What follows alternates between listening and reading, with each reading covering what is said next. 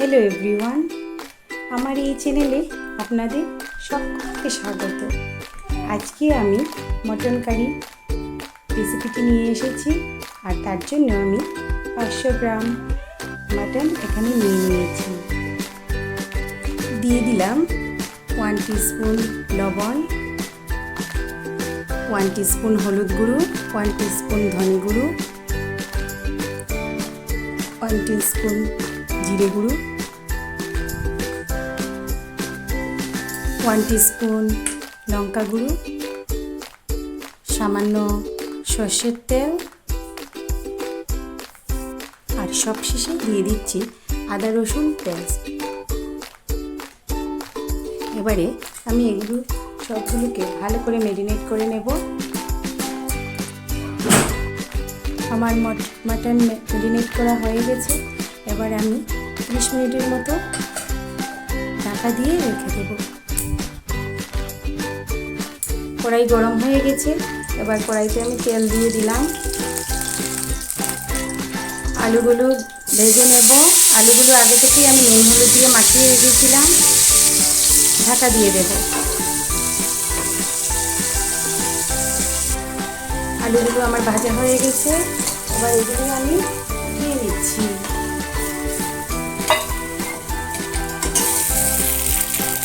এবার ওই তেলেই আমি কিছু ফোড়ন দিয়ে দিচ্ছি।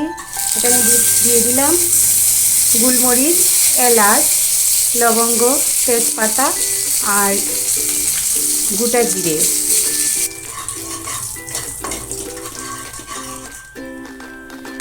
এবার দিয়ে দিলাম রসুন কুচি আর আদা কুচি। এবার পেঁয়াজ কুচি দিয়ে দিচ্ছি। পেঁয়াজগুলো আমার বাদামি কালার চলে এসেছে। এবার আমি ম্যারিনেট করা মাটনগুলো দিয়ে দিচ্ছি। ভালো করে নাড়াচাড়া করে নেব। এবার আলুগুলো দিয়ে দেব। ঢাকা দিয়ে দিচ্ছি। মাটনটা হতে একটু সময় লাগে,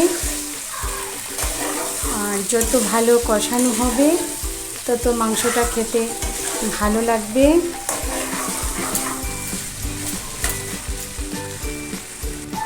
এখানে আমি 10-12টার মতো কাঁচা লঙ্কা দিয়ে দিচ্ছি। আপনারা আপনাদের স্বাদ মতো ঝাল দিতে পারেন।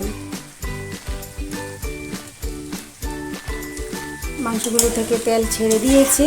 এবার জল দিয়ে দেব।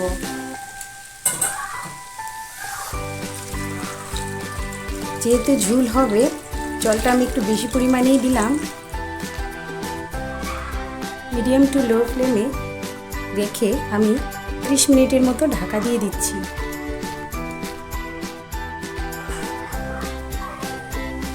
30 মিনিট পর আবারও ফিরে এসেছি। আর স্বাদের ব্যালেন্স রাখার জন্য আমি এখানে সামান্য চিনি দিয়ে দিলাম। দেখুন কারিটার কি সুন্দর কালার এসেছে।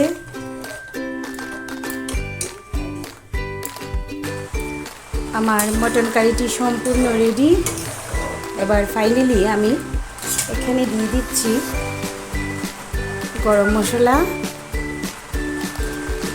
আপনারা বাড়িতে এইভাবে সহজ পদ্ধতিতে মটন কারি করে খেতে পারেন। আর আমার এই রেসিপিটি ভালো লাগলে লাইক, শেয়ার এবং সাবস্ক্রাইব করে দেবেন।